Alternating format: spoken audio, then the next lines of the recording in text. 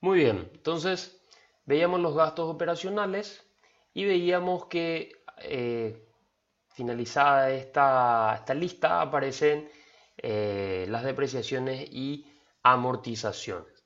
Estos eran términos que nosotros introducíamos cuando hablábamos de los balances, en donde clasificamos a los activos en depreciables y no depreciables, ¿ok?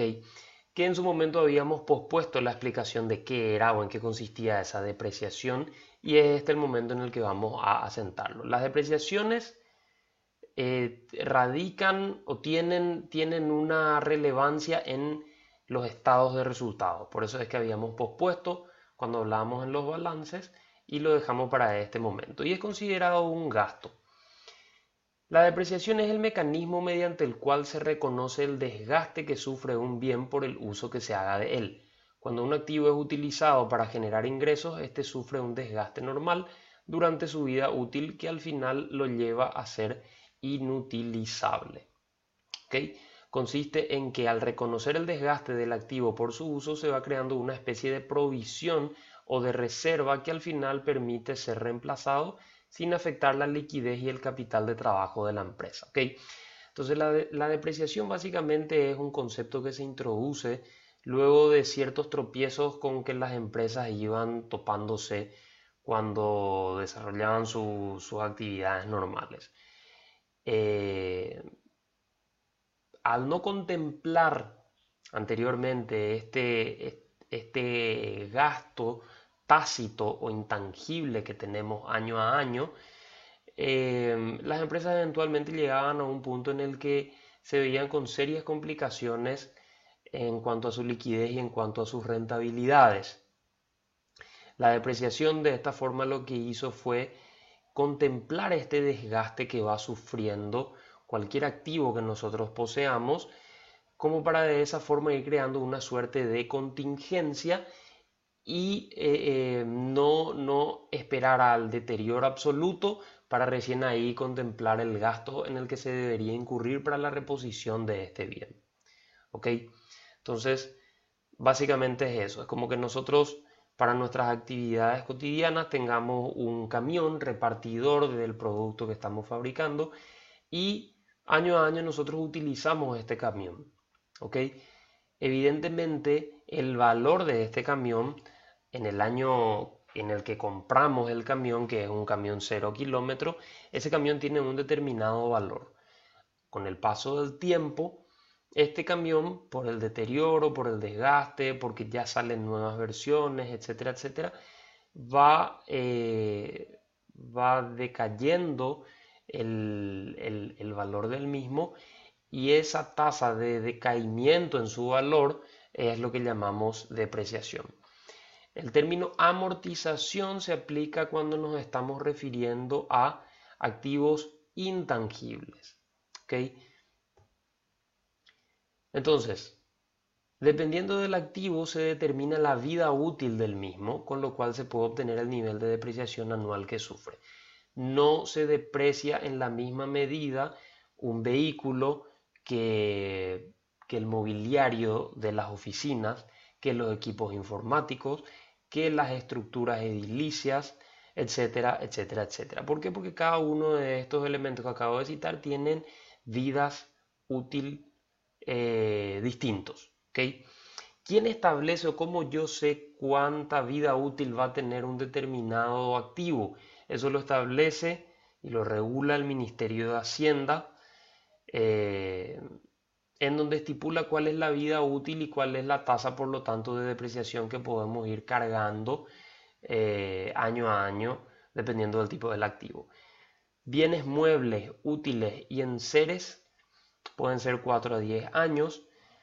Maquinarias, equipos y herramientas también 4 a 10 años.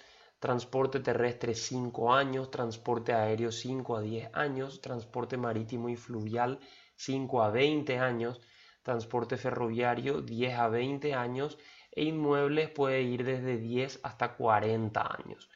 Cada una de estas categorías se subdivide, por eso es de que el plazo queda como un intervalo abierto, pero sin embargo Hay una clasificación que otra vez permite identificar específicamente qué tipo de activo estamos teniendo en cada uno de estos grupos, y para cada uno hay una vida útil específica. No es importante que nosotros sepamos esto de memoria, ni mucho menos. Simplemente lo que buscamos es que se comprenda cuál es ese concepto de depreciación, ¿ok? Para que cuando nosotros veamos en un estado de resultados, nosotros entendamos qué estás representando este valor ahí. El contador, la persona que lleve la contabilidad, sería la responsable de hacer los cálculos de la vida útil y del grado de depreciación que va sufriendo cada uno de los activos. Para nosotros lo importante es que nosotros comprendamos el concepto y podamos saber a qué se refiere, ¿ok? Asimismo, la depreciación, aparte del concepto técnico teórico que pretende representar, que es ese desgaste que está en función a la vida útil, esta depreciación también juega un papel fundamental y que permite tener disminución en las tasas impositivas que nosotros pagamos. ¿Por qué? La depreciación permite aumentar los gastos asentados y expuestos en el balance o en el estado de resultados, lo que disminuye virtualmente la utilidad y por ende los impuestos pagados. ¿Ok? Nosotros sabemos que el estado de resultados lo que representa es la diferencia entre los ingresos y los egresos. De esta diferencia obtenemos nosotros una utilidad, ¿ok? Y sobre esta utilidad nosotros debemos pagar el impuesto al ente, que en nuestro caso, en nuestro país, es el Ministerio de Hacienda a través de la Secretaría de Estado de Tributación.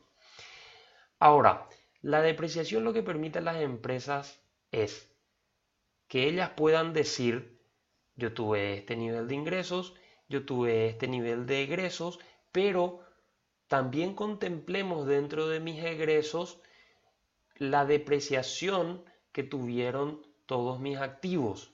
Es decir, si bien yo gasté efectivamente con dinero que realmente salió de las arcas de la empresa, una cantidad de X, sumémosle a esto también la depreciación o estos gastos tácitos intangibles que se dieron, para que de esta forma aumenten los egresos y se disminuya esa brecha entre ingresos y egresos.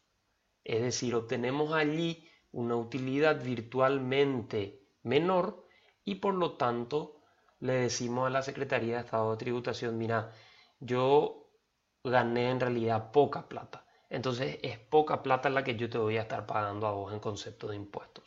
¿Ok? Hay que tener bien en claro que la depreciación no representa una erogación real de dinero, sino que es simplemente un gasto que el Ministerio de Hacienda, en nuestro caso, nos permite asentar para que contemplemos esos gastos tácitos que estamos teniendo, pero no representa un gasto real de dinero, en efectivo, líquido. ¿Ok?